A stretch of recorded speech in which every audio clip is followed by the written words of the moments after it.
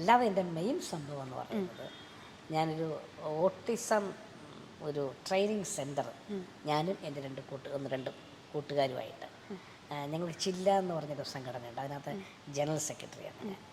അപ്പോൾ ഷില്ലയിൽ ഞങ്ങൾ എൻ്റെ രണ്ടാമത്തെ മകന് ഓട്ടിസമാണ്, സംസാരിക്കത്തൊന്നുമില്ല. അപ്പോൾ അവൻ്റെ നാളത്തേക്കുള്ളൊരു സംഭവത്തിനൊക്കെ ആയിട്ട് ഞാൻ ഒരു 10 കുട്ടികളെ, പാവപ്പെട്ടവരെന്ന് പറഞ്ഞാൽ ഇന്ന് ചില അച്ഛന്മാരായി കളഞ്ഞിട്ട് പോകും, അമ്മമാരുടെ ചുമതലയിലായി തലയിലാണ് ഇവർ കൊണ്ട് നടക്കുക എന്ന് പറയുന്നത്.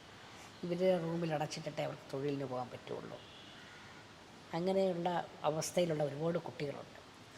അത് ഏറ്റവും ദരിദ്രരായ 10 കുട്ടികളെ എടുത്തിട്ട് ഫ്രീ ആയിട്ട് സാമ്പത്തിക വരുമാനം വളരെ കുറഞ്ഞവർ, അതായത് അവർക്ക് എന്തെങ്കിലും ഒരു വരുമാനം കിട്ടുന്ന രീതിയിലുള്ള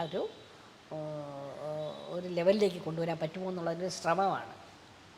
18 വയസ്സ് കഴിഞ്ഞവർക്ക് ഒന്നുമില്ലെങ്കിൽ ഒരു സ്വീകരണ മുറിയിൽ തൊഴുതു നിൽക്കാൻ, ഒരു ടോക്കൺ കൊടുക്കാൻ അവർക്ക് കഴിയുന്നത്.